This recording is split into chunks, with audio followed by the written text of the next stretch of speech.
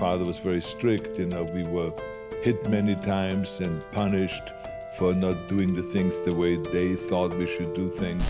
I was just always daydreaming of wonderful things. So I developed that art, and it put a smile on my face. I had plenty of failures. It's always important to bring that up because people should know that you never will be able to go through life without failures.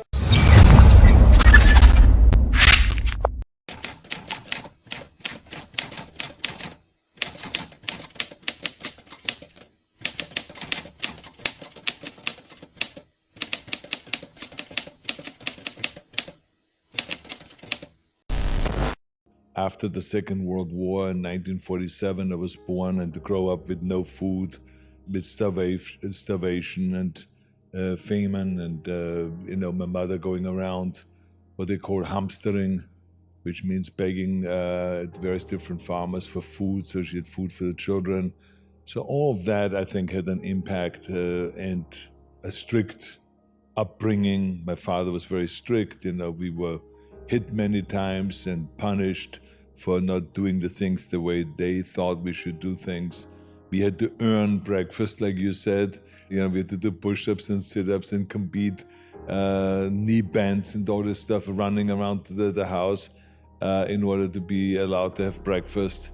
So I think all of that contributed, and also I think having the military around, the British military that was, because they occupied that area of Austria. They came always around with their tanks and with their big trucks and everything. And I think that gave me the fascination of, becoming a tank driver myself when I went into the Austrian army.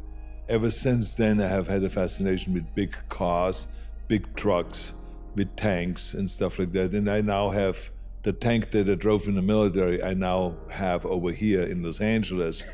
And it's at the Melody Ranch, where they have a lot of various different military vehicles, and they do the upkeep, and they drive it like once a month, and especially with after-school kids that are staying in school in the afternoons and so on. So we have a lot of fun with that. Do you still drive it? Yeah, I drive it every month. Oh, yeah, wow. Absolutely, yeah. Okay. Yeah, I really enjoyed it. But that's why I have Hummers, the big military trucks and cars and SUVs and the Oshkosh and all of this. It's a certain craziness that never leaves you, And boys and their toys, right? Yeah, absolutely. You said somewhere as well that you felt like your father was maybe struggling with some post-traumatic stress disorder, like he had that energy that kind of came through onto you guys. Well, my father was a very complicated guy.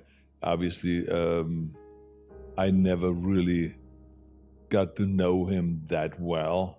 By the time I left, it was like I was 18 years old. I went in the military, then I moved to Munich, then I moved from Munich to America.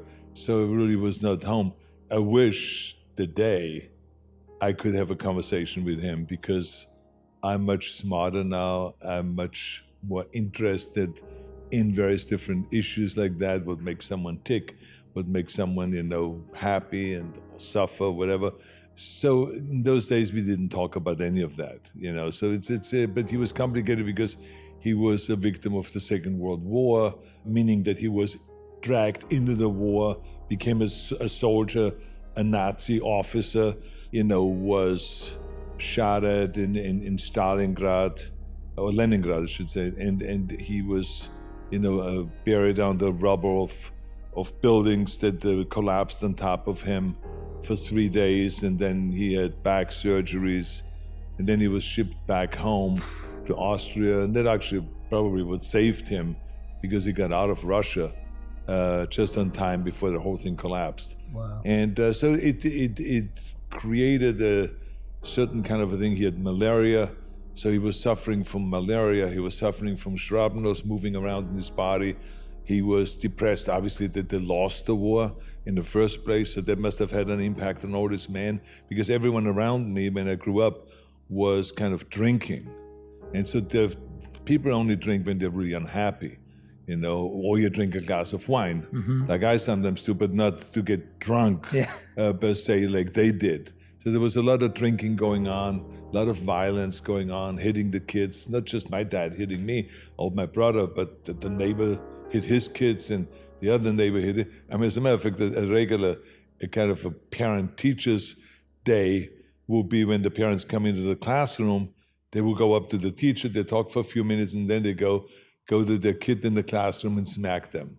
But every parent was doing that. It was just the wildest kind of a thing. That's insane. It would be great for comedy today, I think, because now I have to laugh about it because people are all kind of like laughing about it because we knew, like when my dad came in, he then had this look, first he talked to the teacher, then all of a sudden was this look towards me. Then he would just come over and boom, he would smack you. Then we walk out, and then some old lady would come in with a walking cane, and she was the grandmother of one of the kids that was sitting next to me, and she would go to the teacher. And then she would walk over with her cane, and she'd take her cane and smack the kid over the head with the cane. And so this was normal.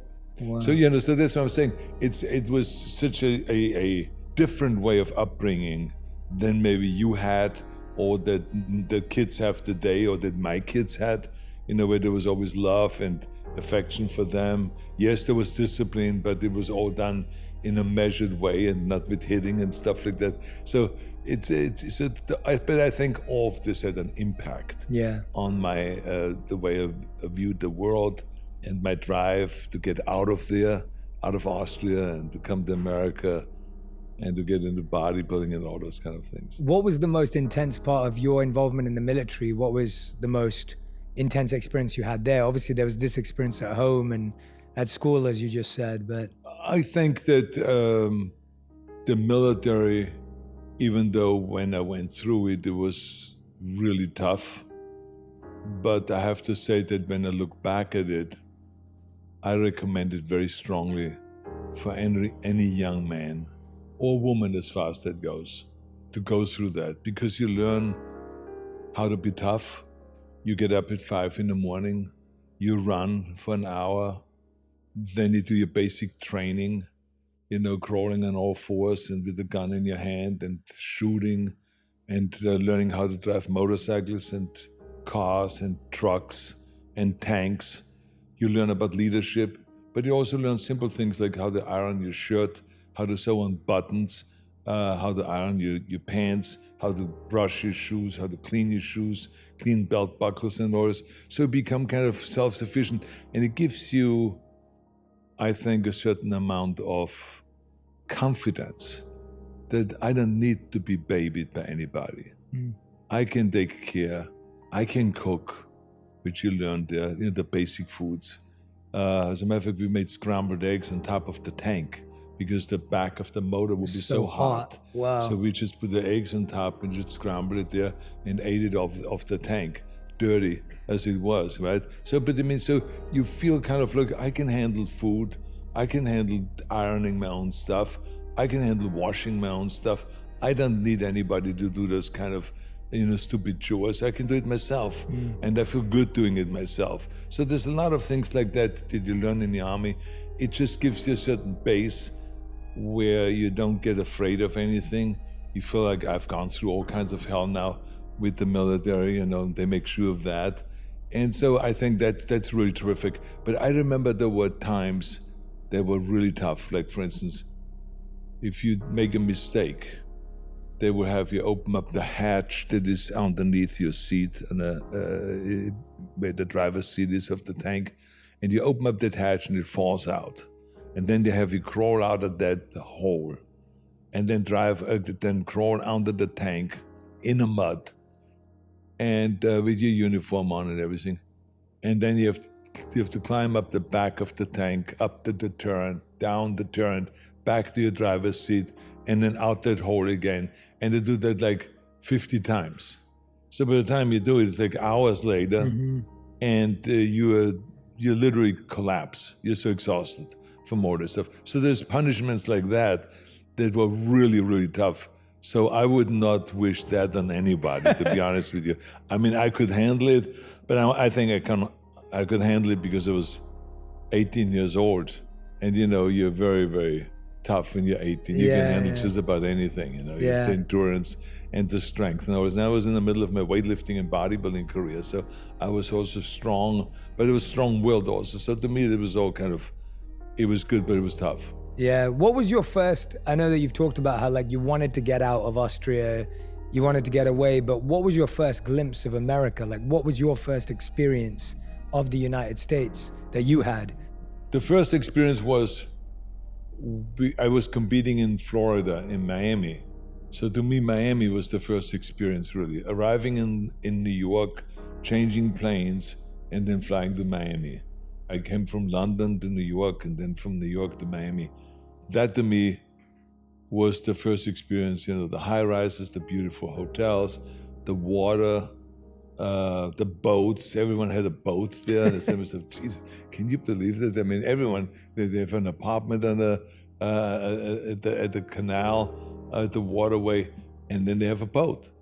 And they were just all cruising around. And we were invited, we bodybuilders that were competing in the competition, we were invited on boat rides. There was this one bodybuilder that had a boat for like 10 people. So we were going around and we saw how much fun they had, you know, how well people lived, how happy they were. To me, that was like a really interesting experience.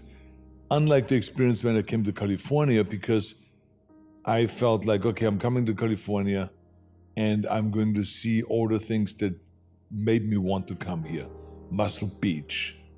But the Muscle Beach by that time was closed. You know, they closed it in the 60s. And so there was no Muscle Beach per se. Then Gold's Gym was not as big as I thought it's gonna be. The buildings, when you look around out here, we're in Venice right now, it's there still today, very low buildings compared to the high rises in New York. So I thought that there would be high rises here also, Los Angeles, high rises. And then when my friends took me to Hollywood, they tried to convince me, this is Hollywood. I mean, look at this. And I looked around and I just couldn't see anything, right? So I thought there would be studios left and right of Hollywood Boulevard. There would be studios. There would be Paramount Studios, and there would be Sony, and then there would be, you know, Columbia, Disney, and Warner Brothers, and all of the studios would be lined up left and right with hotels and luxury and all. And I got down to Hollywood Boulevard, and it was like a bunch of homeless people running around, and weirdos, and drug addicts, and hippies. And that's what I saw, and that's and tourists, you know. So I said to myself, this is Hollywood? They said, well, Arnold, you have to understand, this is daytime. At night, it really lights up. And then I said, well, why don't you bring me here at night when it really lights up? So they took me at night, and it was also very disappointing. There was a few lights and a few billboards. But, you know, I came from London, right? So I've been, but at that point, I've been several times to London because I was competing in bodybuilding in London, and I started my bodybuilding career there. So I saw Piccadilly Square, and I saw lights. Mm-hmm. I mean, I saw action. It was like staggering. That really blew me away. Yeah. You know, and then driving on those double-decker buses and the transportation with the subway or the tube, whatever they call underground, whatever they call it in England. And all of this to me, the airport, the Heathrow airport and all this, that really blew me away. But when I came to America, when I came to Los Angeles, I had a vision like it would be like that, but it wasn't. And so I was very, very disappointed in the beginning until I got used to it and until I understood that this is earthquake country, that you don't build high rises, you know, because they would collapse. Mm-hmm. Later on, as time went on, they figured out the technology to put them on rollers or on major tires or something like so that it moves, so they don't collapse. But I mean, I learned to understand all of that later on, but the first thing was a shock to me in a negative way. But then when I got used to Los Angeles, and when I got used to the gym and used to the members and the kindness of the American people and the sweetness of the bodybuilders, you know, that would invite me on Thanksgiving when I didn't even know what Thanksgiving was. Yeah. And they would invite me, a stranger like me, to their home for Thanksgiving dinner. Or they would come and show up at my apartment with silverware because I didn't have any. Yeah.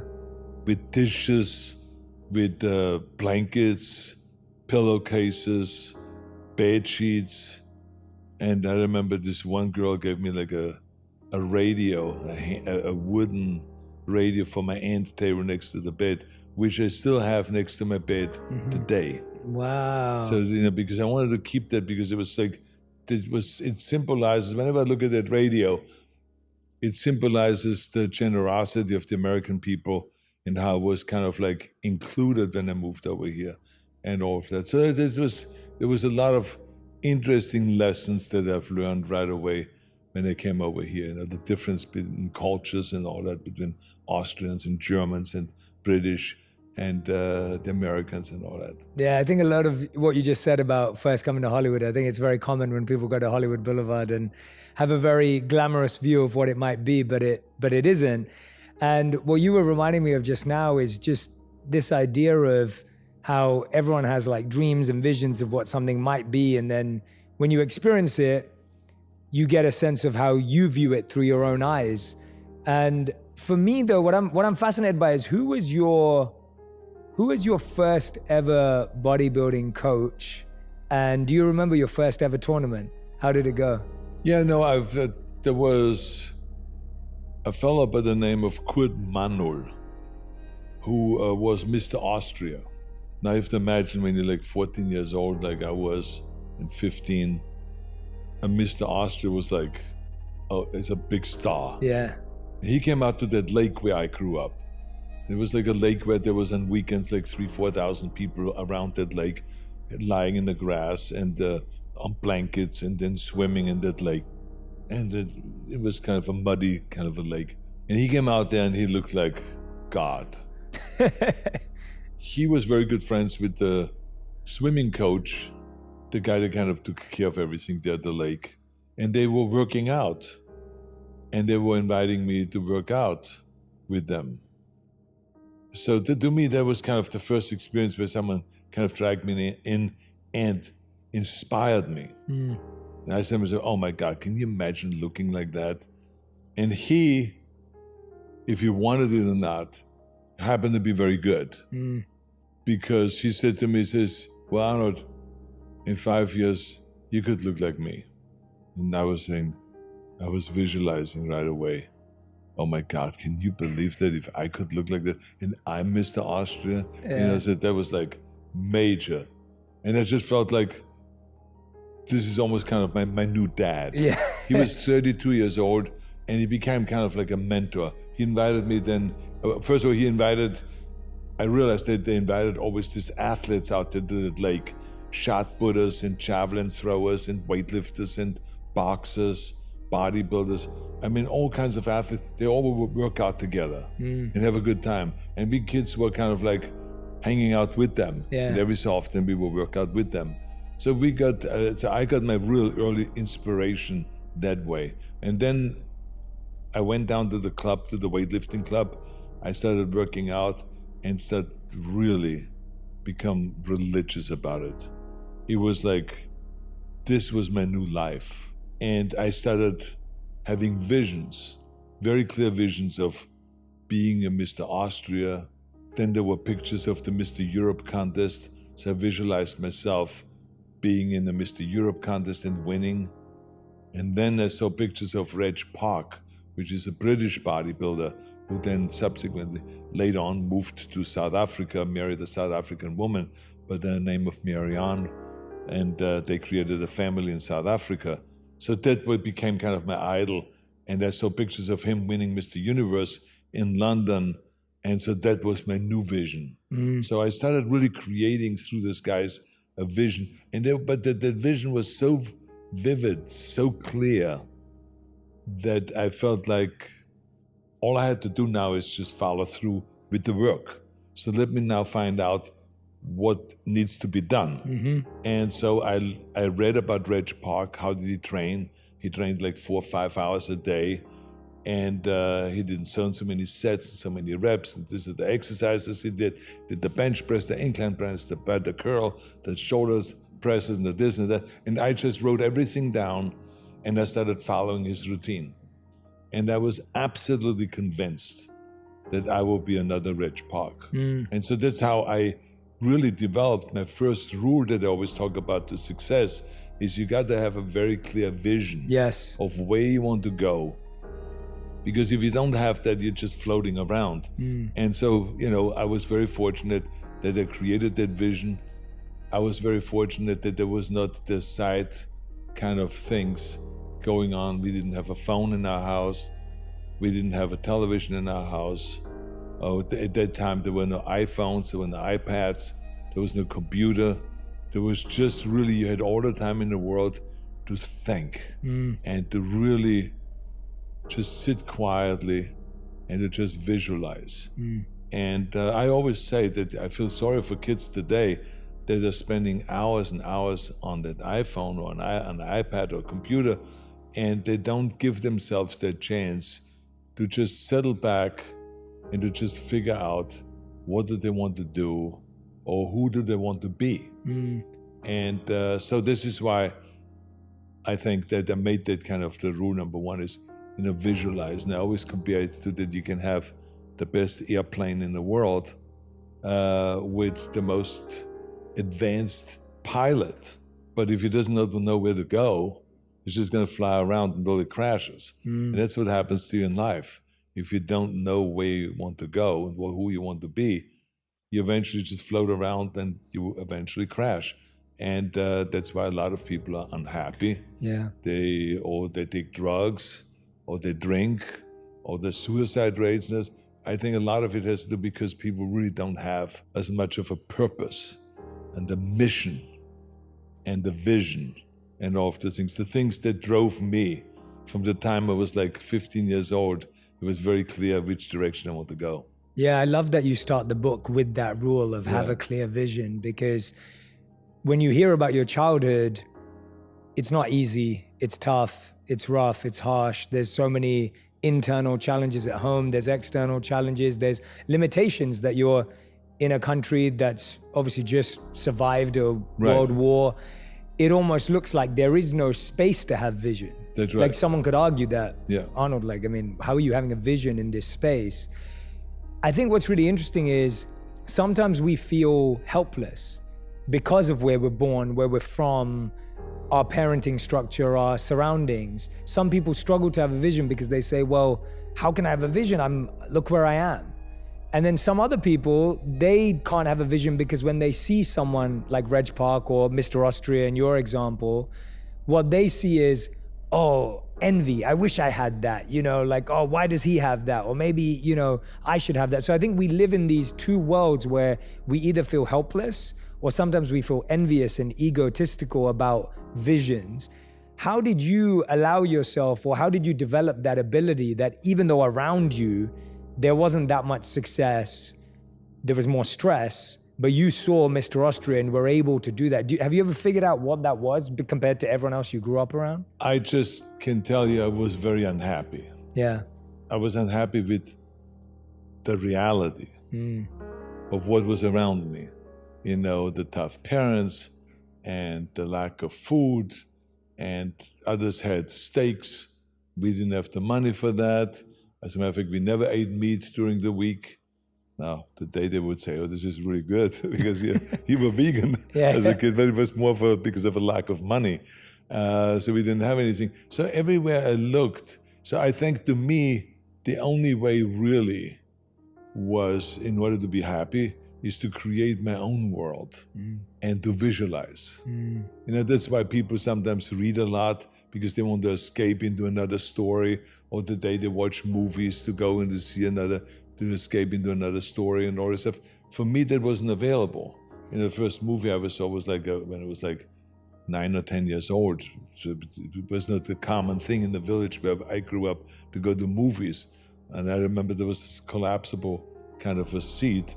I just fell right down on the floor because I had never even heard of a collapsible seat, that you have to fold it down. So I folded it down, then waited a little bit, and then of course it went back up again, and I went right down on to the floor. So because of that world, that negative world, I had to kind of create my own world. So I was just always daydreaming of wonderful things. So I developed that art, and it put a smile on my face. Yeah. So clearly when I then saw Mr. Austria or Mr. Universe, and I saw this guys and saw photographs of it, and read about it in the magazines, I created my vision. And I saw in that vision myself being up on that stage.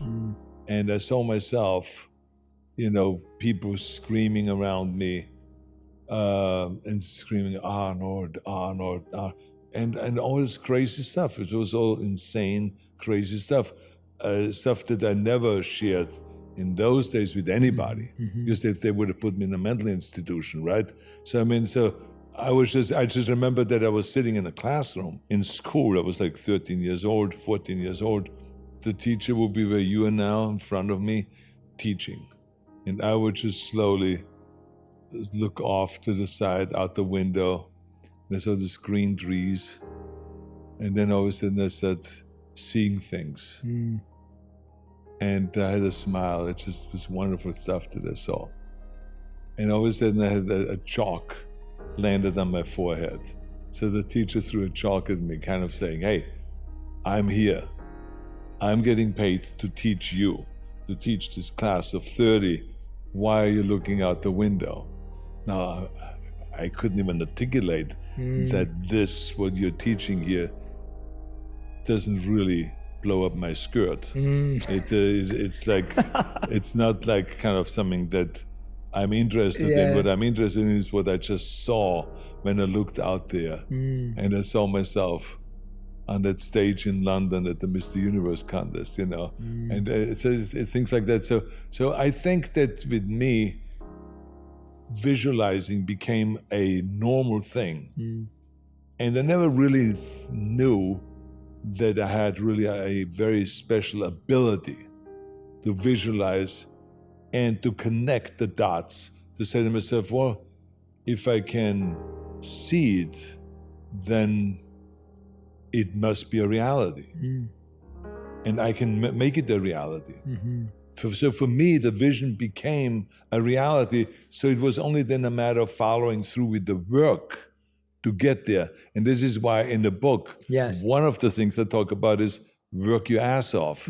Because every single time when I had a vision about anything, I had to work my ass off.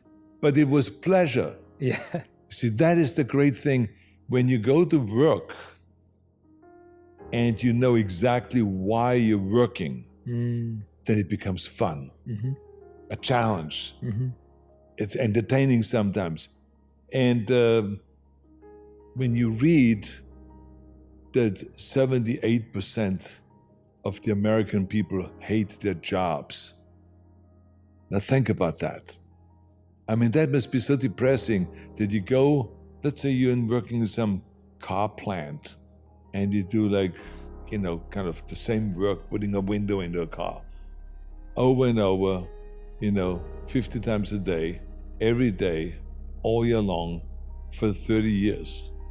I mean, it's tough. And so this is why it's so important that we really have a clear vision so that you know where to go, and that wherever it is, if it is to become a great auto mechanic, or if it is to become a great teacher, or a politician, or a high-tech engineer, whatever it is, but have a vision, and then you go after that and you shoot for that, because now every step of the way is going to be great. When you pick a doctor, let's say I want to be a doctor, I want to be a surgeon. A kid says to himself at the age of 15, well, from that point on, he knows all the classes he has to take already in high school. And then when he goes to college, he knows which university to go, what kind of classes he has to take, and then how long will it take him, and all of this stuff. So there is a reason for going to school rather than, oh, my parents told me that I have to go to college. And you just go to fulfill this obligation, but there's no goal.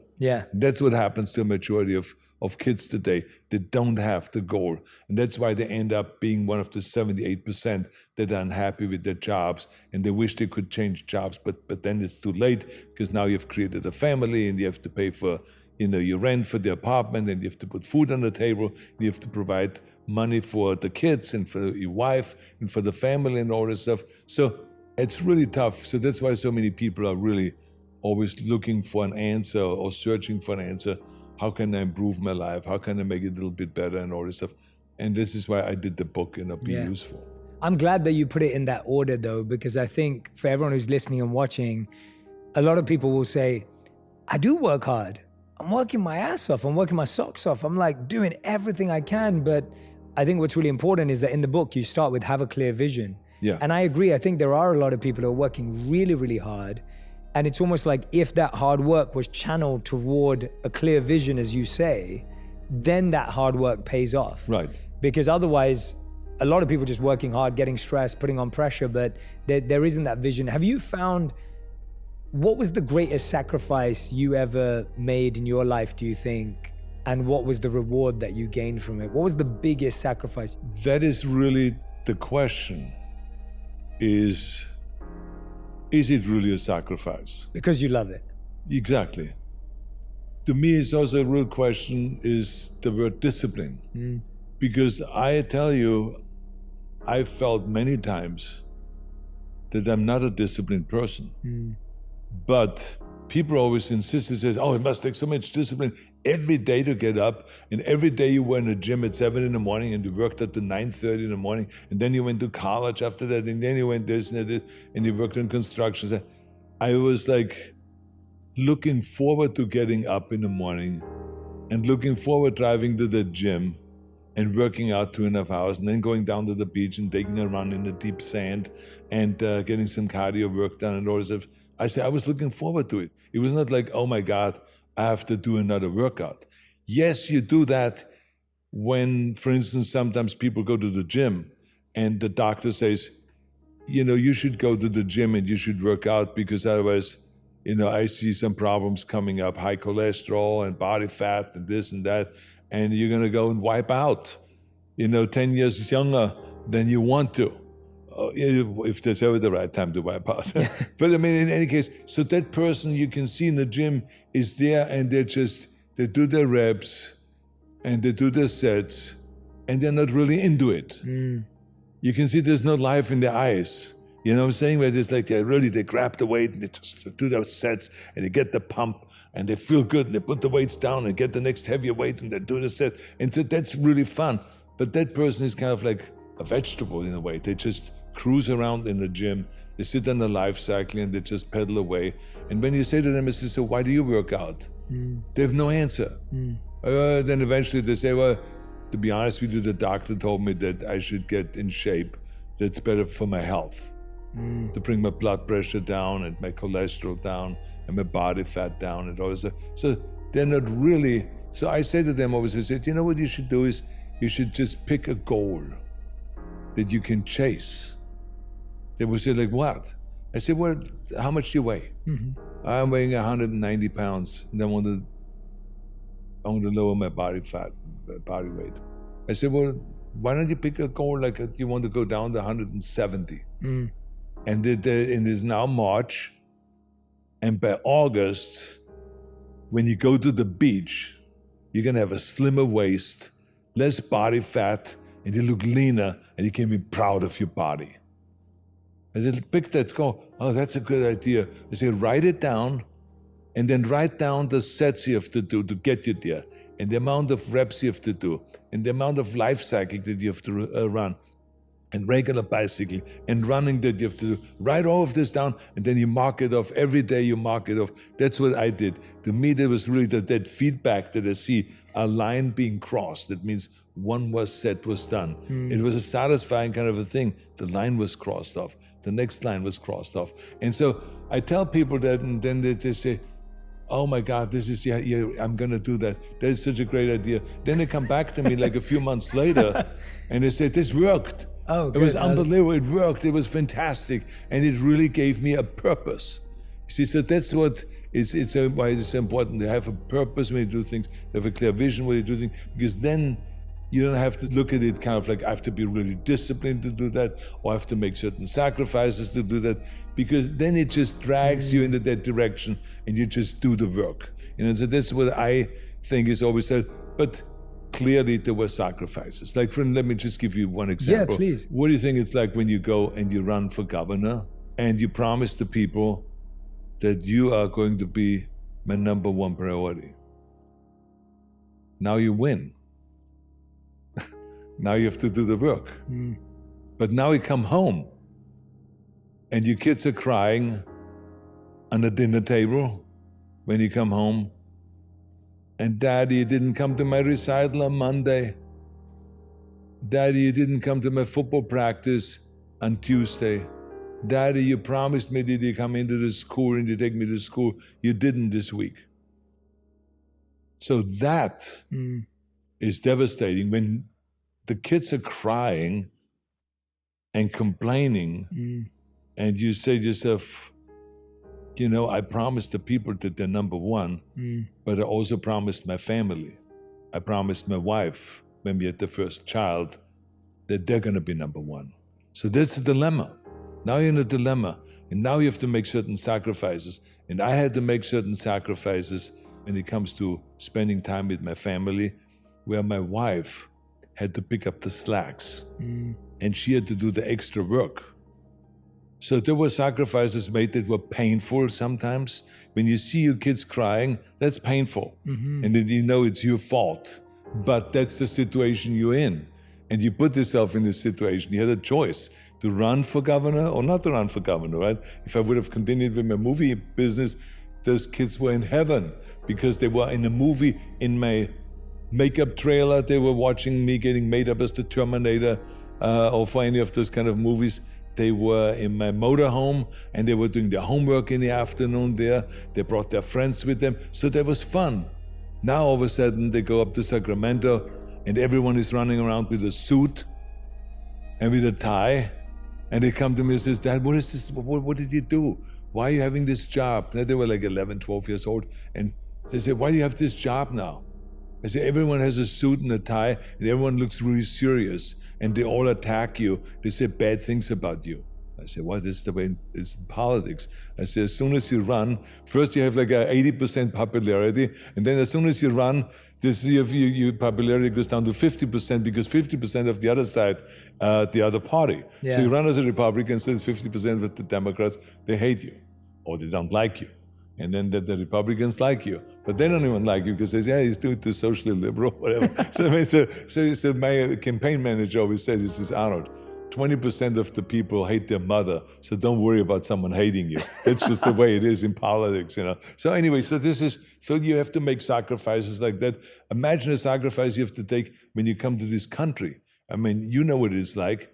You leave everything behind. My friends, my parents, my relatives, everything that was around me that was kind of like a sure thing. I had a job after the military that I could go to continue on the job that I did as a salesman. I had all of this and I left all this for uncertainty because there was no certainty coming to America. There was Joe Weider that said, I'm going to help you. I find your apartment. I find your car. Yes, there were some people that helped a lot. He's the one that gave me the airline ticket to come to America and all this stuff. Joe Weider is the publisher of the muscle magazines. He has passed away in the meantime, but I mean, he was like the guru of bodybuilding. He created bodybuilding. The federation was created by his brother, Ben Weider, and Joe had the endless amount of magazines and distribution company for weight equipment, for food supplements and all that. So he brought me here, so there was some help like this. But I mean, I walked away from all of this comfort to come to America. So yet there were major sacrifices like that, but I really never looked at it in that way because I just say to myself, I want to go to America. I want to go and be there and work my way up to become the greatest bodybuilder of all times. And that's, we are talking about one of the other rules. Yes. Is in my book, which is that to shoot for big goals. Yeah, never think small. Is just as much energy or as little energy as shooting for a little goal. It's just as much hassle when you have a little goal. Like say, if I would say, I want to be Mr. Austria, well, that's as much working out than working out for Mr. Europe or Mr. Universe.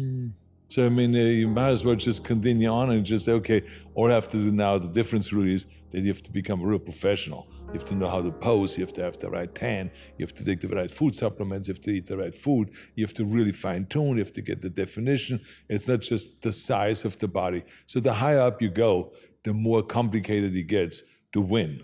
And but I said to myself, to me, to shoot for the goal of being a world champion, it's just as easy as shooting for a goal of being Mr. Austria, being the Austrian champion. So I just went all out, and not only to win the world championships in bodybuilding, but to go beyond Reg Park, who won at that point 3 Mr. Universe titles, to go beyond that and to say, I want to actually become the greatest bodybuilder of all time, all times. That was my goal, and so that's why I had to come to America, where there is Muscle Beach, where there's Gold's Gym, where all the champions work out together, where there's Joe Weider that can be helpful and publish you and put you on the cover of his magazines, and all of this to do the promotion, the campaign, the training, the marketing of bodybuilding and all that. So to me, this was really the only way to go, is to come to Los Angeles. And on top of it, Los Angeles is known for Hollywood.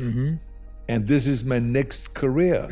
So I always say to myself, the word Reg Park, I saw him in Hercules movies. So can you believe that this guy won Mr. Universe 3 times, and then he was discovered in Rome, in Cinecittà.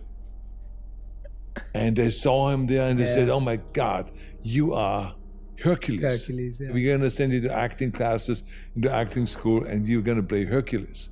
And then Steve Reeves did the same thing, who was another Mr. Universe from 1950. Yeah, Steve Reeves from 1950, Reg Park 1951. So both of them became Hercules. Then there was many other bodybuilders that did Hercules movies, or those gladiator movies and muscle movies and stuff like that in the 60s that became very famous. But I said to myself, if Reg Park could get into movies, maybe when I go to America and I become the world's greatest bodybuilder, then they would ask me to go into movies. And so this was the idea. So to me, it was natural. I said to myself, there's Hollywood in Los Angeles, there's Muscle Beach in Los Angeles, there's Gold's Gym in Los Angeles, there's Joe Weider here. This is perfect. I have to go there. That was the reason why I went here. Did you ever have a plan B? I never believed in plan B because I felt kind of like one of the rules we have in my book is never listen to the naysayers. Yeah. To me, I always felt kind of like every single dream of mine, and of course, I have to say they were outrageous dreams. So people said, this is stupid. Yeah. What is the matter with you? That would never happen. Your dream is to go to America. What do you think, they're waiting for you over there? There's plenty of people over there. They have over 300 million in population. They don't need any more. And so that was the kind of saying, you would never make it to America. And they don't need you. So no, impossible. When I said I want to be a world champion in bodybuilding, it was impossible. When I said I want to get into movies, that was impossible. So it was always impossible. So I felt that we can go and defend ourselves from that and just not listen to the naysayers. But if I start having a plan B, then all of a sudden I'm becoming, in a way, a naysayer to myself. Wow, yeah, true. So because that means now that I'm saying, well, maybe this isn't working out. And if it's not working out, we should have a plan B. So to me, this is the most dangerous of all of the naysayers, is me saying no, and it's impossible maybe to myself.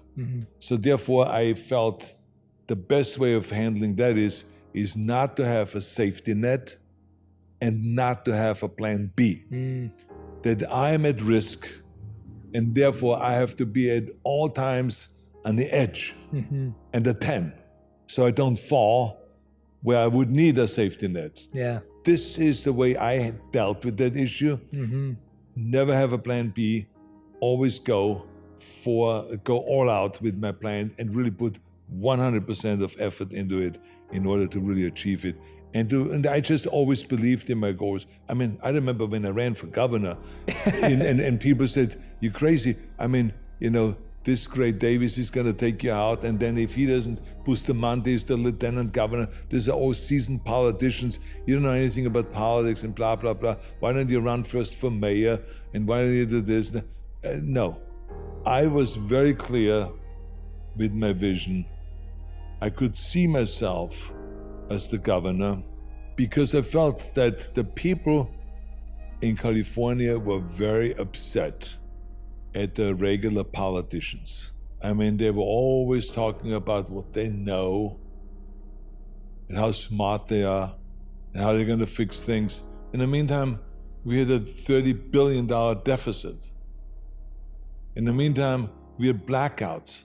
In the meantime, they were handing out driver's licenses to illegal immigrants, or what they call undocumented immigrants, and everything that the people were against and the people didn't like, the Indian gaming tribes were gambling and having gambling casinos, but not paying taxes.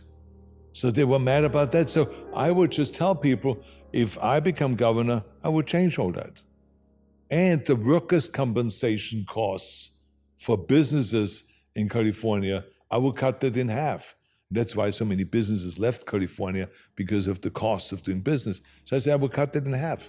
And so this is exactly, people bought in because I was talking believable.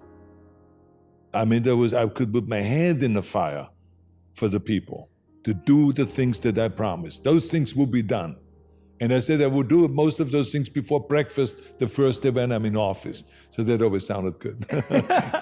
So in any case, but the people bought in. And I remember that when President Bush and those guys called me from the White House, they said, "You want the president to come out to campaign for you?" I said, No.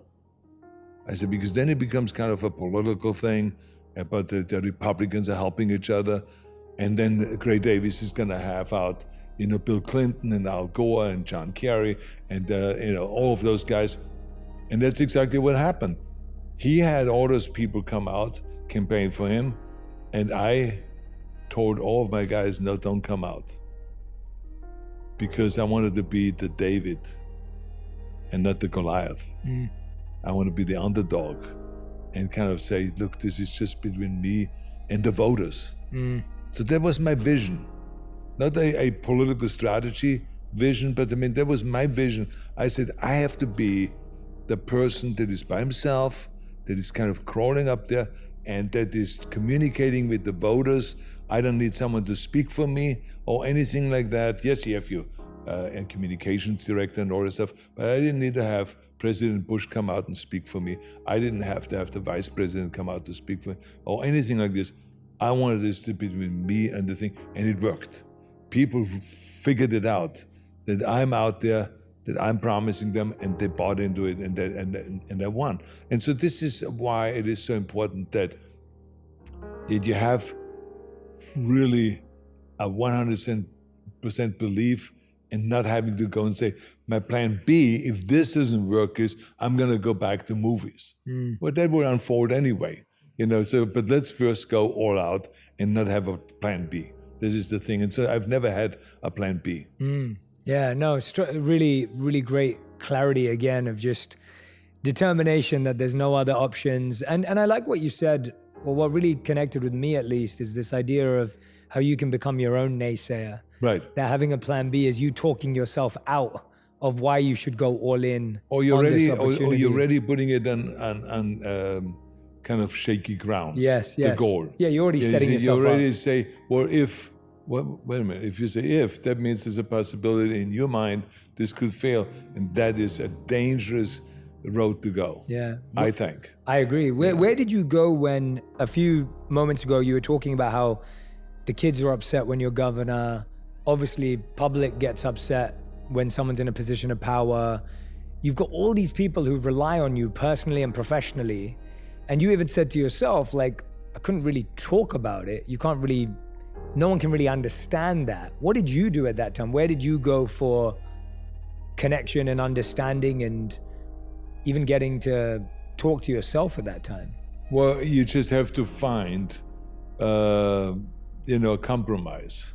So what you then do is you just say, okay, I'm going to go and spend an extra day at home. So because there was the choice being in Los Angeles a lot of days or to be in Sacramento. Mm-hmm. So I spent 4 days a week in Sacramento and 3 days a week in Los Angeles.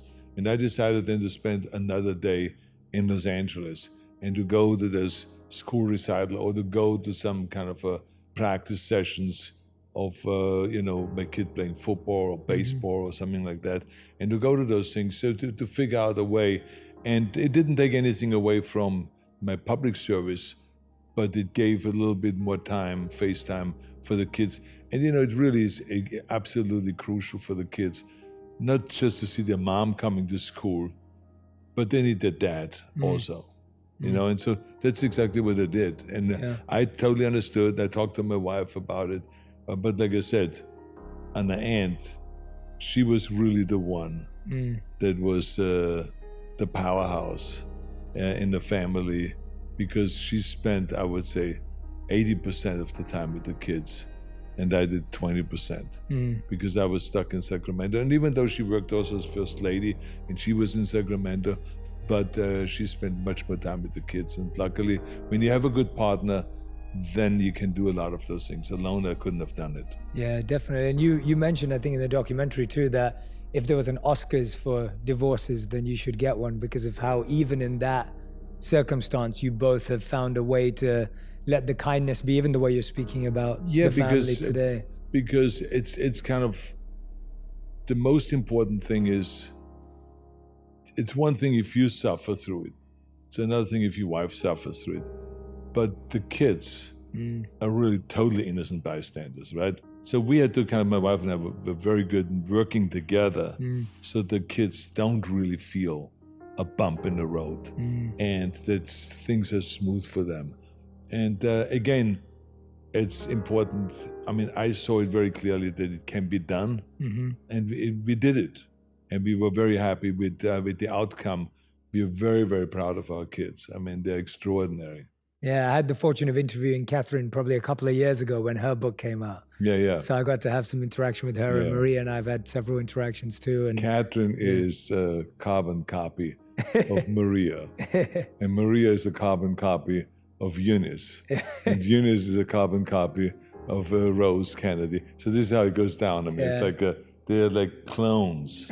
They're exactly, you know exactly what you get from them. I mean, it's like, but Catherine, I mean, I'm so proud of her, of what a woman she has become, and so is with Christina, with my other daughter, and the boys. It's a lot of fun. I never thought that having kids would be that much fun. I said, because in the beginning, I always thought about, the work that it would take, to take them to school and to go to their recitals and to the practices and to teach them and to have the swimming coach over and, you have to just be part of everything. You have to teach them, from just swimming to running to football to water skiing, snow skiing.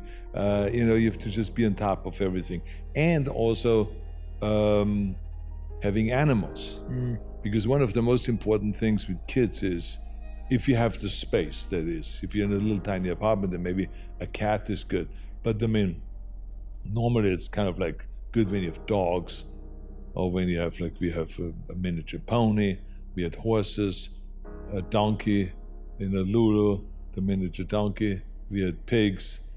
Now I have a pig again, even though the kids are not there anymore, but it never stops. But I mean, so, because the kids grow up with these animals, and you teach them how to take care of them.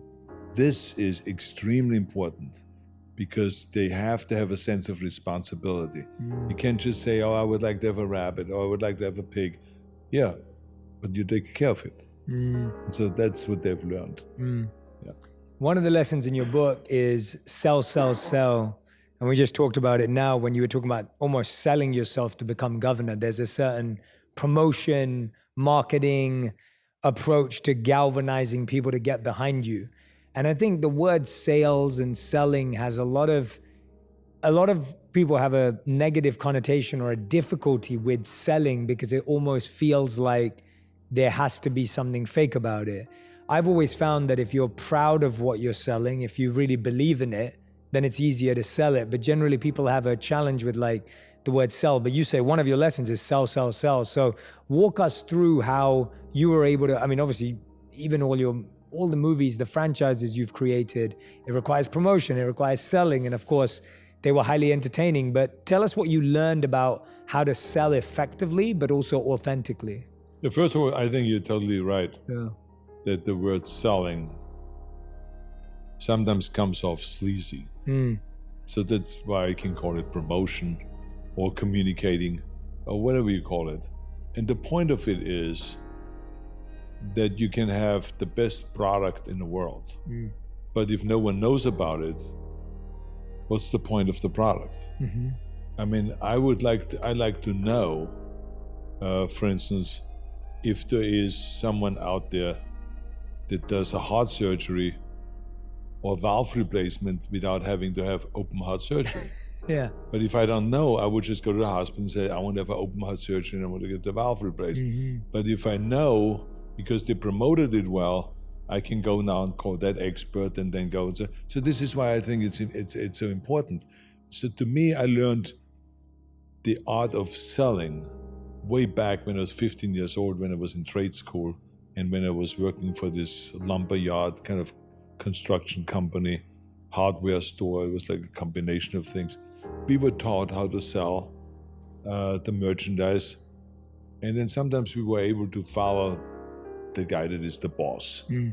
And he one time said to me, he says, Arnold, why don't you help me here? And he would talk to the customer.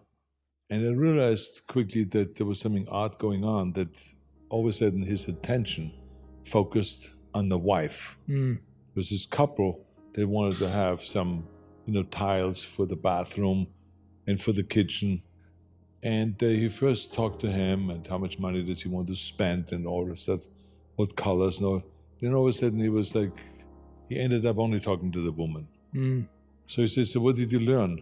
I said, well, I learned that you were really very clear about all the advantages and disadvantages of the various different tiles and the various different colors that we. He says, yeah, that's right, but that's one dimension. But what else? I said, I don't know. He says, did you see how I shifted and my attention went from the husband to the wife? I said, yeah, what was that all about? And he says, well, I realized that he had really no interest in the tiles and what color it should be, what type, real tiles or fake tiles or what. It was her vision. And it was her desire to have new tiles. And he just went along with it because he's the husband, he's the provider of the family, he makes the money, she didn't make the money, but she had a very clear vision of what she wanted. So I shifted my focus because I realized that she is the customer, not him. And you got to go and be able to reach the customer. And this is why I started talking to her more. It was, and then he just, out of courtesy, said to him, so what do you think? Should I deliver it on Thursday? He says, yeah, whenever. He would just always say, well, whatever. And she says, Friday is better because Friday my husband is at home in the afternoon, so he can help me carrying all this stuff up to the second floor and blah, blah. So she was much more precise. And so that's why he spent most of his time with that. So those are the things that I've learned when I was selling, and how important it is to actually let the people know that you have this product. I went right after that, a few years later, I went to Munich, and I, after the military, served there as a trainer in a bodybuilding gym. And we had I remember 280 members. And there was another gym in Munich that had 500 members. And that guy, his name was Reinhard Smolana. He was Mr. Europe. And I was at this point not Mr. Europe yet. I was junior Mr. Europe, but not Mr. Europe yet. And I didn't compete in any other international competitions. So I was training really hard.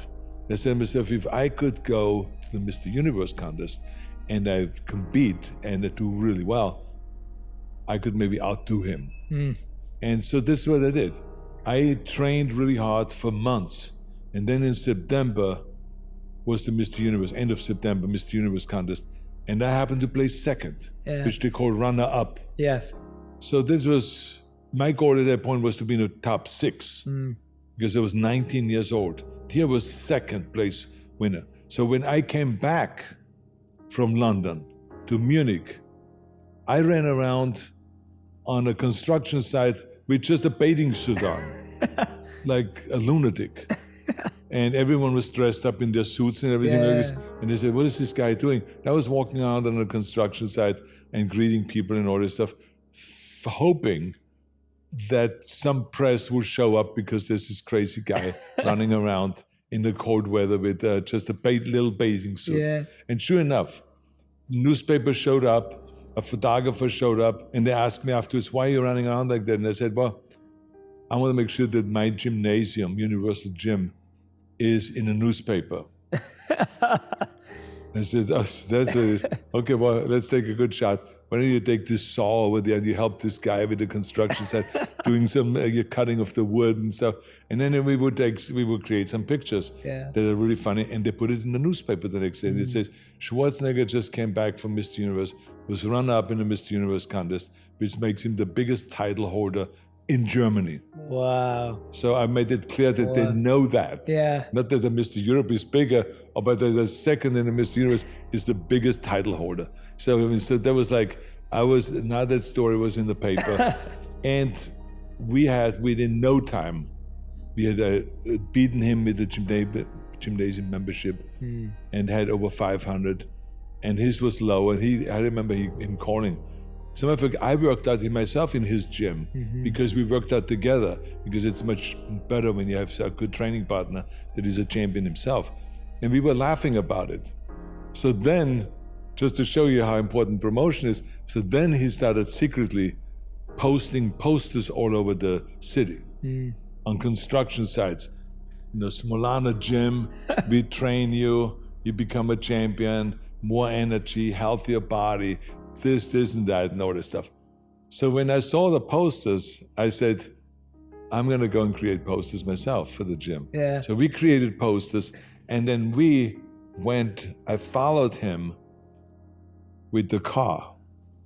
And he was going at 10 o'clock at night on Friday, putting the posters up there. And then after you put the poster up with the glue, he then left.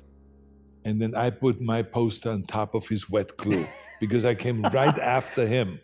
So I didn't wait until it dries, went after him and glued my poster on top of him.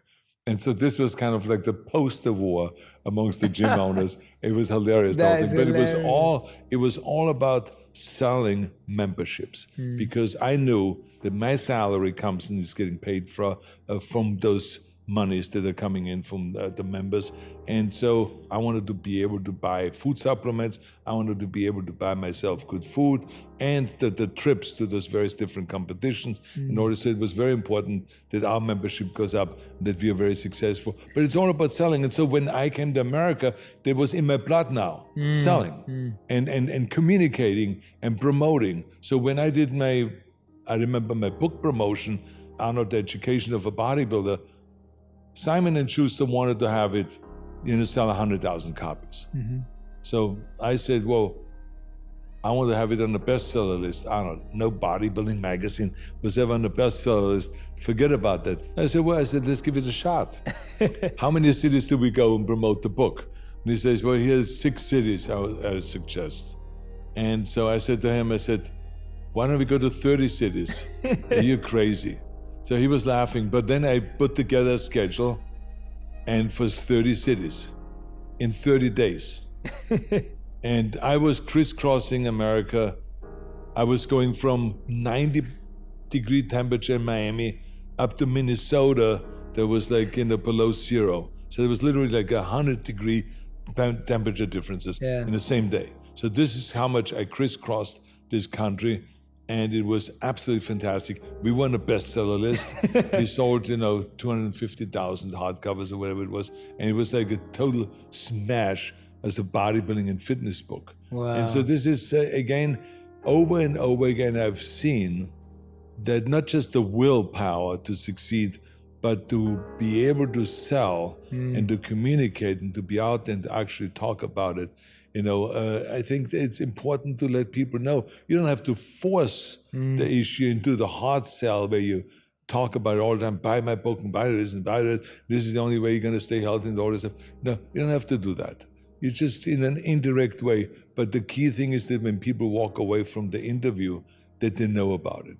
And this is also very important. Like, for instance, when we were doing Johnny Carson's show, I was learning at that time about bridging, where you bridge from a specific subject that someone asks you to then what you want to talk about. It's an art, And so my friend was vice president of Nationwide Insurance, and he told me about it. He said that he has taken many seminars about the promotion, because insurance business is very important that you promote and that you communicate and publicize and all this. And so I asked him about it, and he told me, he says, well, bridging is one of the most important things. So he taught me about that. And of course, I was on Johnny Carson's show promoting Conan the Barbarian, just to give you an example. And Johnny Carson always says to me, he says, so Arnold, this is really unbelievable. He says, how long have you been working out? When did you start and why did you start working out? So I said to myself, okay, if I answer this question in a thorough way, even when I sell one ticket to go to see Conan. Yeah. So I said, I got to go and bridge. And so what I did was I answered very briefly, because you have to, otherwise it sounds stupid if you talk about something else. But I would say, Johnny, it's a very good question. I say, I was 15, but I tell you, at 15, I did not know that at one time it is absolutely essential to have this kind of a body. He says, imagine Conan the Barbarian, the way Frank Frazetta painted Conan the Barbarian with the muscles and with the determination and all of this stuff. And there was no one around to do this character. That's why they've never filmed Conan. I said, now here I come, Mr. Universe body, and now I do Conan the Barbarian. And it is now believable, because people, when they see me handle the sword and killing all these people, I said, it's believable because they see the muscles. So I said, not in my wildest dreams with 15 did I think that one day those muscles would be so important in the movies and stuff like that. And so I sold now, I answered this question, I started with 15, but I sold Conan the Barbarian, the muscles and the fight scenes, and you then would add on. I said, there was this one scene with the camera, and I punched out the camera, and blah, blah, blah. So you then just spice it up. And so this is what, selling and communicating is all about. I was very fortunate that my head was in that so much, because when I was governor, that is the most important thing, to communicate to the people, because otherwise, how do you get their vote? Yeah. Right? Yeah. So you need the people. You need to go and say, here's why we need infrastructure. We need to rebuild our roads. We need to build extra freeways, extra highways, extra tunnels and bridges and on-ramps and off-ramps. I say, why? Because you want to go to your kids' school and watch them play football. You don't want to be late 2 hours. I say, how many people get stuck in traffic? Everyone will be raising their hands. I say, well, let's eliminate it. Let's terminate this problem. Let's build more roads. Vote yes on Proposition 1A. So I explained it to them, not just talking about infrastructure, which politicians normally do, but people don't know what infrastructure is. I cannot expect them to know what infrastructure is. Is it the electric lines, the power lines? Is it the plumbing? Is it the sewage? Is it the building freeways? Is it building high-speed rail? What is infrastructure? Well, all of this is infrastructure, but so now you have to explain it to people by saying, do you ever get stuck in traffic? Of course, everyone does. So then you say, well, let's build more freeways.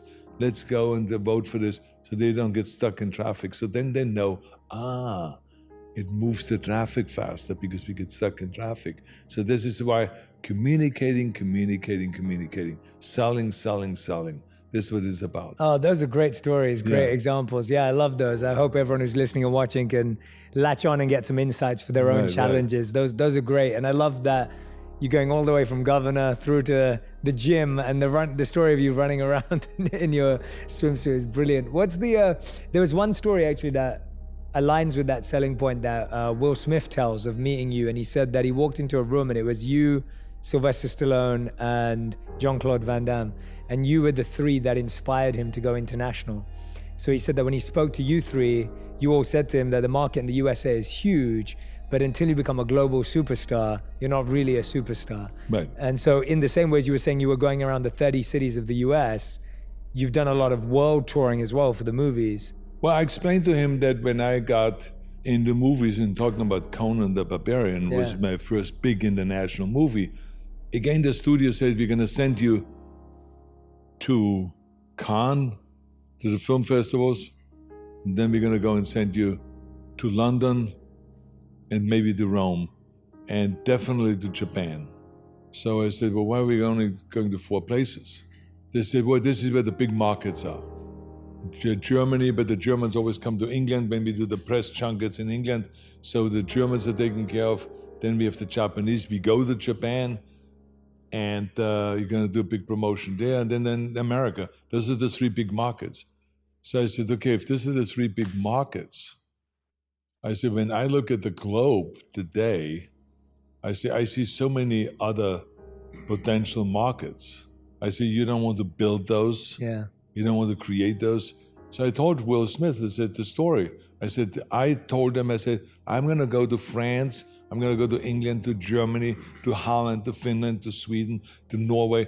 I want to go all over the place. I want to go to the Middle East. I want to go to Africa. I want to go to Australia. I want to go all over the place. They said, you're nuts. I said, so, because I was thinking about 2 things. One is to promote the movie, and the other one is I have to promote myself, because most people know me as a bodybuilder, not as an actor. So this is a good opportunity for me to go around the world for the next month and to promote myself as, well, I'm doing movies. Yeah. And this is my first big movie, is Conan the Barbarian. So it was like a great opportunity. So I told him that, I said, so I slowly started building an international market. And the studios were extremely pleased, because every one of my movies started to get bigger and bigger internationally. So it used to be that 1/3 was international box office and 2/3 was domestic. Then with me, it started going to be 50-50.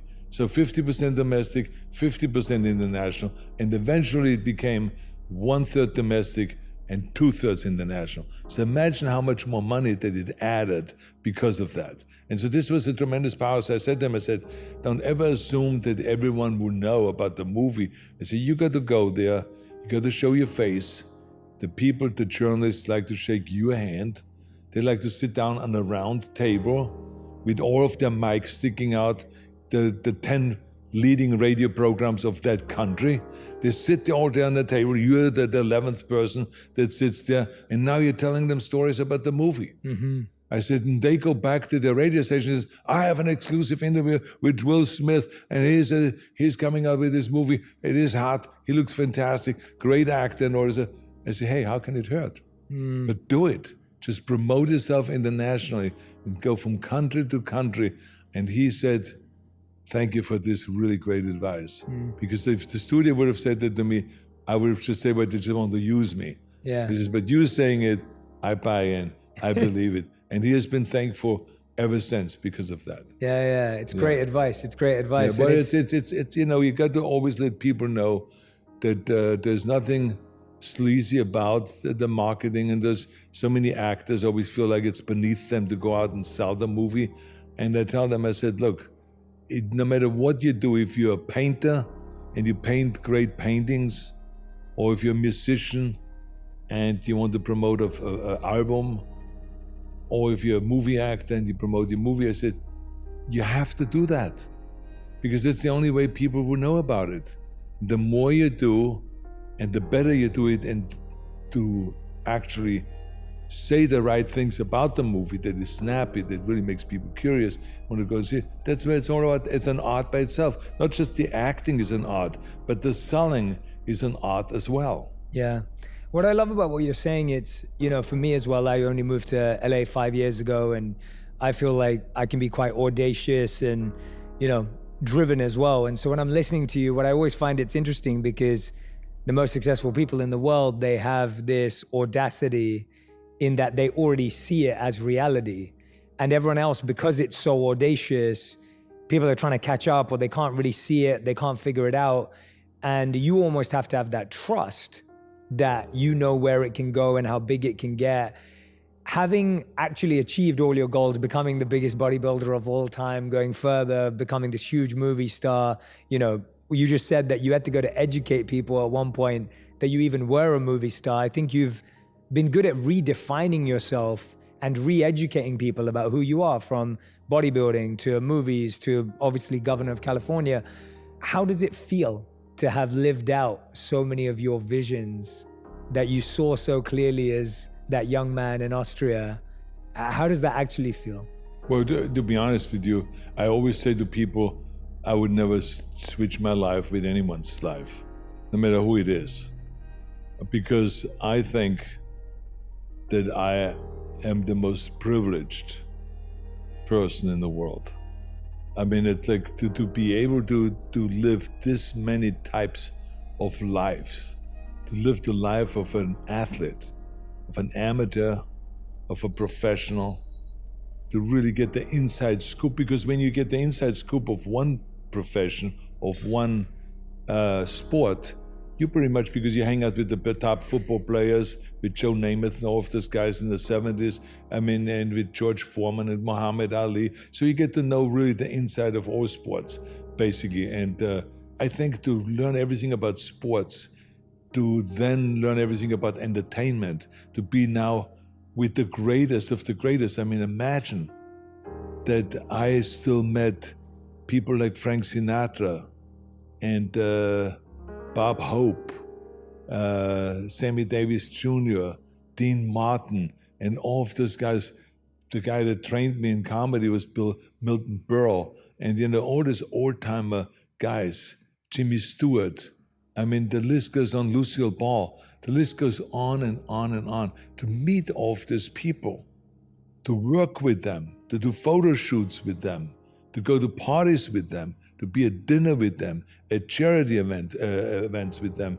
I mean, it's really staggering to have this kind of experience. And then to travel around the world and to meet all these political leaders, from Gorbachev and you know, every president in the United States, from Ronald Reagan to Jimmy Carter to George Bush and to everyone. The list goes on and on and on. Clinton and all those guys, all the way Nixon. I mean, everyone I met and talked to and hung out with and learned from. Mandela.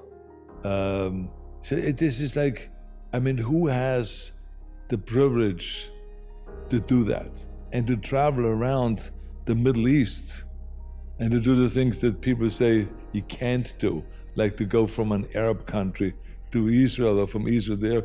I hop back and forth all over the place, from Iraq to Jordan to Israel to Kuwait. I mean, everywhere. And, you know, visiting the American soldiers over there and to be there. I mean, it's staggering, this kind of life. And then to go into the political arena and then to figure out what makes really a city or a state or a country run and tick, and what kind of players do you need, and how do you negotiate with all of those people, and how do you bring Democrats and Republicans together, and how do you come up with your own vision of how things should work? Because very quickly, you know, I was a hardcore Republican, but very quickly I realized that that's not where the action is. The action is not with one party, that America is Democrats and Republicans declined to state independence together. And so that's the team.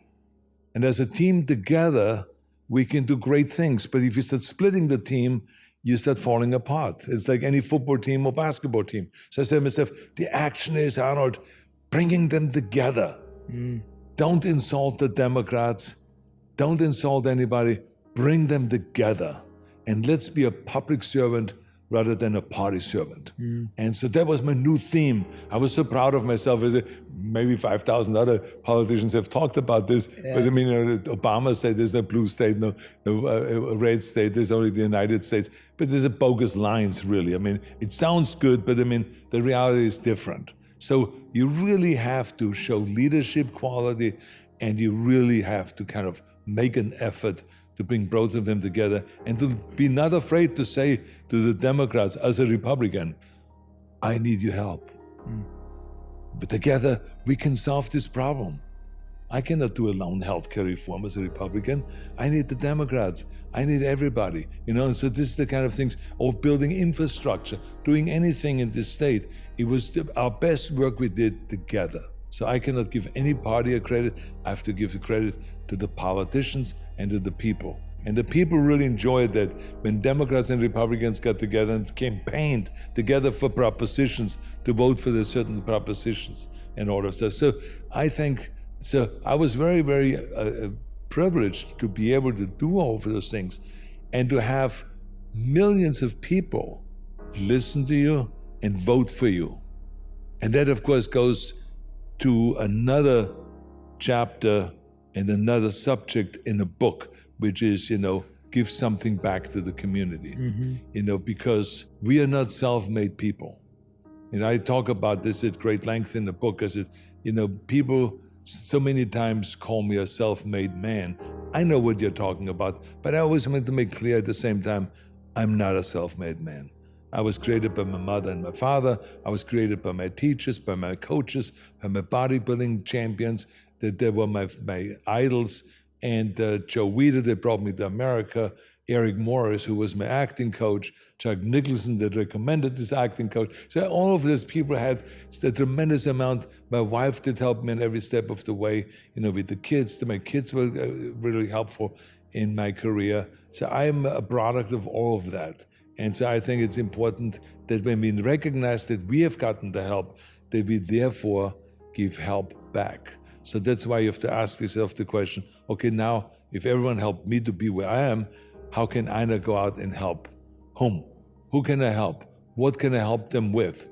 And I talk about it in a book that my father-in-law, Sergeant Shriver, had this great line at the university speech at Yale, where he said, don't look always in a mirror. Don't look at yourself. Destroy that mirror. You will be able to look beyond that mirror, and then you will see the millions of people that need your help. And so this is what it's all about, is to not just look at yourself or be self-consumed. Yes, you can be, but don't forget ever that there's a lot of people out there that need your help. And even though when people say, well, what can I do? I'm a nobody. I don't have any money. That's bogus. It's an excuse right off the top that I don't want to do anything. Because when you see Hawaii burning down to the ground, there's a lot of things that everyone can do. But just taking some food and bringing it to those poor folks, bringing some clothing, going out and going to some fundraising and bring a few dollars to them. Whatever it is, you can do something. Or to go into some inner city school and to help with an after-school program and to help kids learn how to read, especially since, in America now, we have so many students where English is a second language, to help them to learn English and all this stuff. So there's endless amount of things. I just always felt that I have to be all out. I remember when Rudy Giuliani called me, when he was mayor of New York, he said, oh my God, our buildings came down and we are creating a Twin Tower fund. Can you send $1 million? I said, yeah, you got it tomorrow. In 2 seconds, I didn't even think about it, So that's what you do when we needed masks. When COVID broke out in Los Angeles, the hospitals didn't have any masks. So I immediately put in $1 million towards a fund that we put together to raise $8 million and then to get masks from all over the world, and especially from Asian countries. And so we can supply them with masks and gowns and with gloves and with ventilators and stuff like that. There was a company called Flexport that was within days, got us the masks, even though the government said there are no masks around, we can't get any masks. So, these are things like that, or it doesn't matter if it's an earthquake or if this or that, you go out and you reach out, and that's why I'm involved in after-school programs. That's why I was involved in Special Olympics and being a trainer and a coach for Special Olympians to help them with winning medals and becoming champions and all this stuff. So that's what life is all about, to receive and to give. Well said, Arnold. Well said. And definitely more notes in the book for anyone who wants to dive into some of those stories. But Arnold, we end every episode with a final 5. So these are a fast 5 where you have to answer each question in 1 word or 1 sentence maximum. So these are your final 5. The first question is, what is the best advice you've ever heard or received? Believe in yourself. Second question, what is the worst advice you've ever heard or received? It can't be done. Good answers. Question number 3, you've mastered so many things in your life. What are you currently trying to master? Bring all of my talents together into one. The show business, fitness, and politics all into one, and make that be my new kind of a vision and drive to help the world. Wow. Okay, I'm going to scrap the final. What does that look like? That's fascinating. What does that look like right now in your mind as you develop it? You can use more than 1 sentence. I want to be out there and help with environmental issues because I learned about that during my governorship. I want to be out there and help with healthcare issues, with aging issues, with fitness issues, with entertaining issues, and because it's important to entertain people. So all of those kind of things. So I have the Schwarzenegger Institute where we deal with a lot of those various different issues and policies to make it a better world. And I have my environmental conference in Vienna every year where the world comes together, 80, 90 countries come together, and we talk about the environment and how to make this a fossil fuel-free world and reduce pollution so we don't have 7 million people die every year because of pollution. Beautiful. I can't wait to see the impact you have in that space. Question number 4 has 2 parts to it. What is your biggest personal success and what is your biggest personal failure? Well, I think that my biggest personal success is to be able to do the things that I wanted to do, that I visualize them and turn them into reality. And I think my biggest failure, obviously, is my marriage thing, that from a personal point of view and from a professional point of view, I've had many movies go in the toilet. I've lost bodybuilding competitions and powerlifting competitions and all that stuff. So I had plenty of failures. It's always important to bring that up because people should know that you never will be able to go through life without failures. Failures make us learn. Failures make you stronger. Pain makes you stronger. So I think all of that is good. Yeah, let's address both of those because it's so true. Like on the outside, like you said, people can say, so privileged, you met the presidents, you did this, you did that, you've, all the wins. When I'm looking around this room, like everything's iconic, nothing's unrecognizable across the whole world. It's all recognizable. But did you ever feel the pressure when things started to go well of like, God, the next movie's got to be bigger and the next movie's got to be bigger? Did you feel that? Or did you just you were just loving it so much that you just kept building and if it went wrong, that it didn't hurt you that much? I never really felt that much pressure, probably about anything, to be honest with you, because I knew what I wanted, and I never really fell for this thing of what did the people expect me to do. So I create my vision, and when everyone says it's impossible, I go after it with vengeance. It's like I go all out, 100%, and it gives me joy. And what is great about it is that every time that you accomplish something really big, you see and become aware of other things that are new challenges that you didn't even think about. Yes. I mean, did I ever think about that I will fight for the environment? No.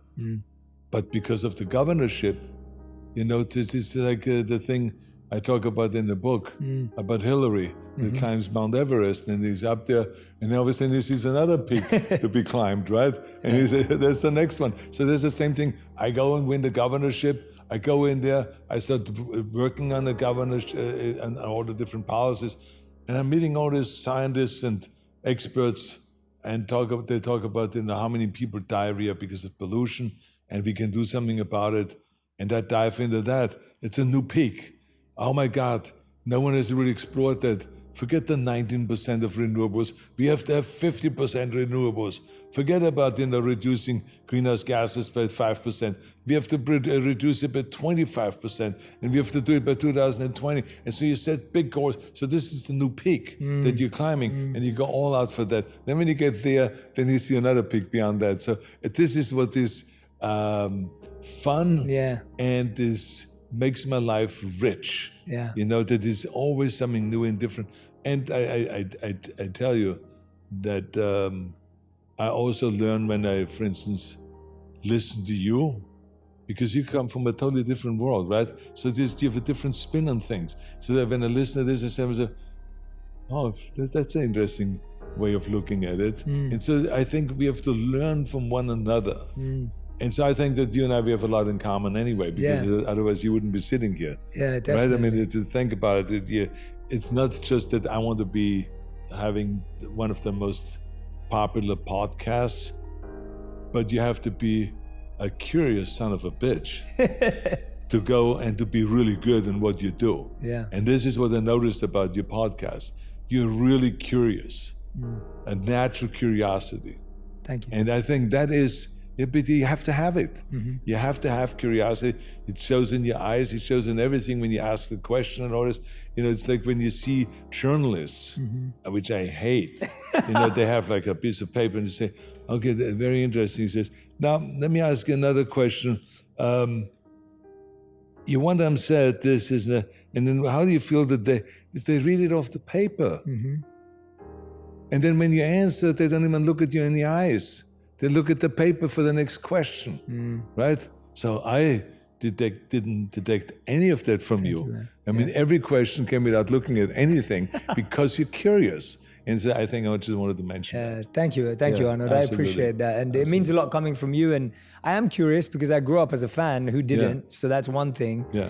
But I think I'm even more curious because you chose to write a book about being useful and life lessons.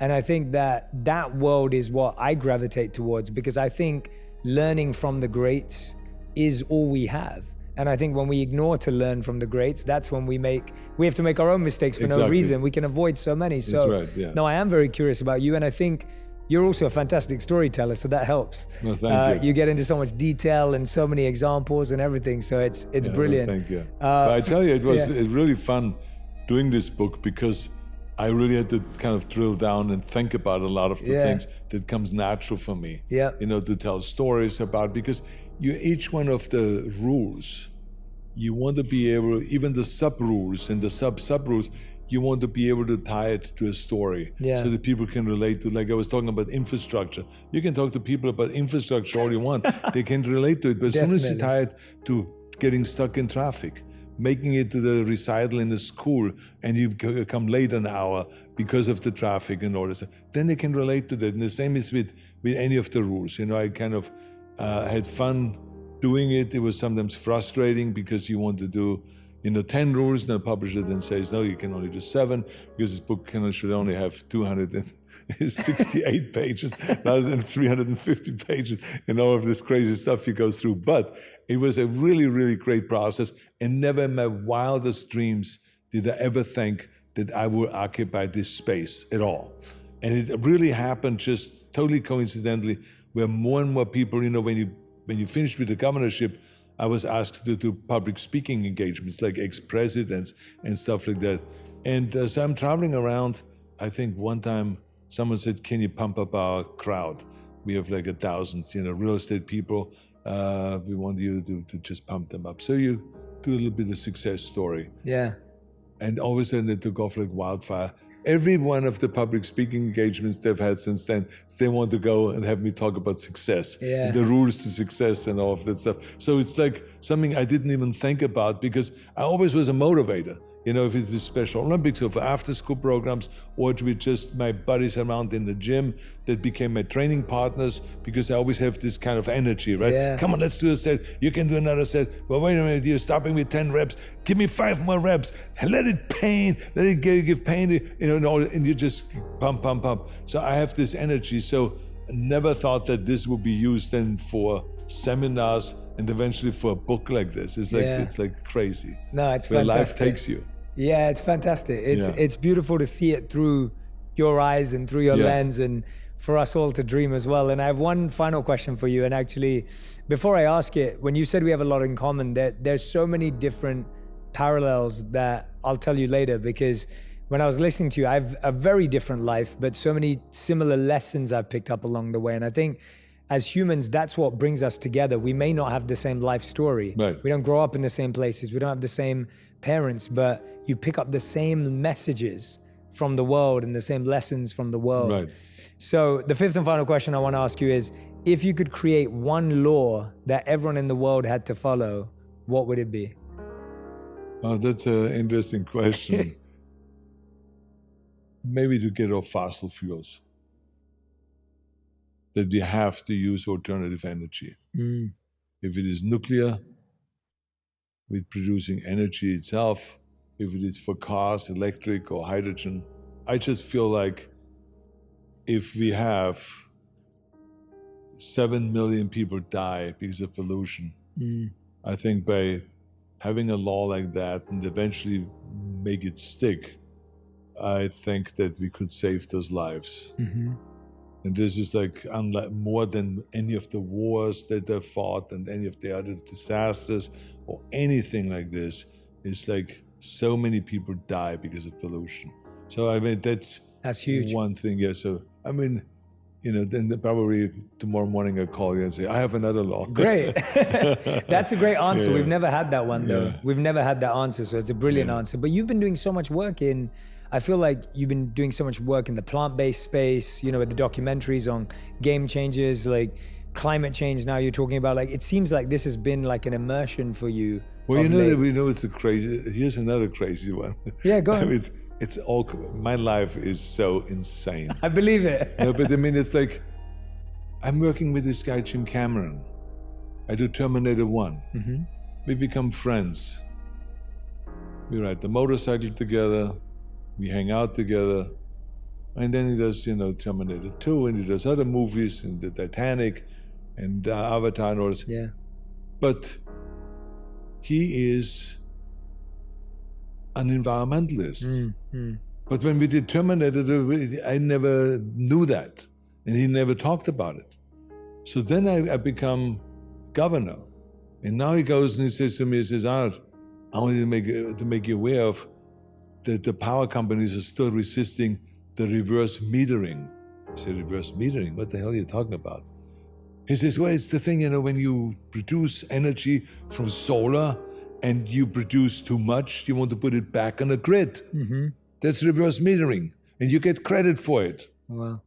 So I walk away and I say to myself, how does Jim Cameron know about reverse metering and about that subject? You know, of course, it's very clear because he's a genius, right? Yeah. And he just is, with technology and stuff like that, he's unbeatable. Yeah. So, but sure enough, I go into the office the next day in the governor's office and I said, look, guys, I want to talk a little bit about reverse metering.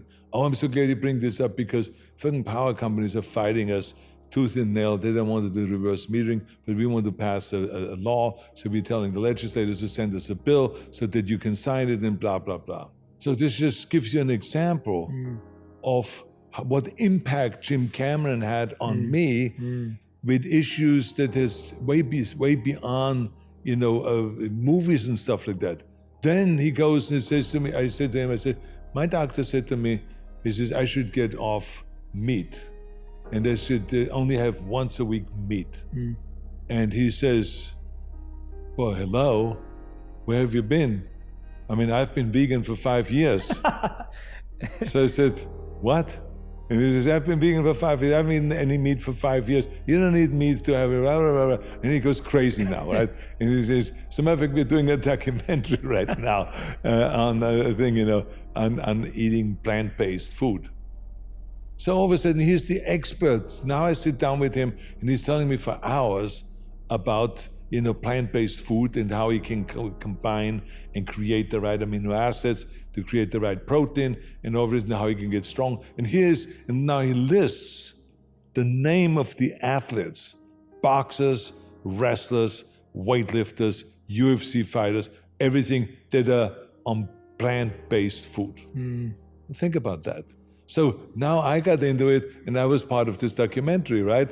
And now I eat like maybe once a week meat. So I would say 70% at least to cut down my meat intake for health reasons. And it happens to be also for environmental reasons. As he explained, I say, Arnold, what do you think where most of the pollution comes from? More than from transportation comes from breeding livestock. Says, are you kidding me? He says, no, read up on it. He says, I sent you some stuff. So I'm reading up on it. Sure enough, 28% of the pollution comes from breeding livestock. So he says, if people wouldn't eat meat, he says, and wouldn't have the animals being kind of like the wholesale, kind of like the vegetable protein goes into the animal, then they eat it and they chase it, then you eat the animal, you still get the plant-based food, but through the animal now. It's bullshit. We can do better than that. Yeah. Let's cut out the meat. It's just amazing how I get exposed to various different things in my life and make me passionate about ways that I couldn't even ever have planned. This kind of relationships and this kind of knowledge you could never plan on. Yeah. And do you also have a meditation practice? Is that right? I used to. In the 70s, there was a time when I got out of bodybuilding and into show business. And there was all kinds of things happening in the mid-70s. So I was doing my last year of competition in 1975 in South Africa, Mr. Olympia. So I was training for that. I was finishing off my movie Stay Hungry with Barbara Averson and Sally Fields and Jeff Bridges, doing that.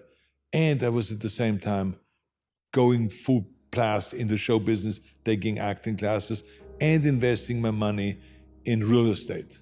So I was, no matter which way I was turning, I was like scrambling. And at that point, I did not know much about how to isolate and just concentrate on one thing at a time. So I'm hanging out with this guy, this skinny rat, down on the beach. And he's a transcendental meditation teacher, but he never talked about it. So I said to him, I feel frantic. I mean, it's like everything is a little bit overwhelming for me. I'm doing this movie, I'm shooting the documentary, pumping on, I'm going to the competition, I'm finishing off Stay Hungry, I'm trying to do real estate and become a millionaire. I'm all over the place. He says, let me talk to you a little bit. Very calmly talks to me about it. And he says, why don't you come up to Westwood and take some transcendental meditation? He says, I cannot be your teacher, even though I'm a teacher. I said, you're a teacher? Transcendental? Yeah. He said, but I cannot be your teacher, it's our rules. When you have friendship and stuff, if there's someone else, he says, but don't worry, I set you up with the right guy. So I go up there and I learn now about meditation.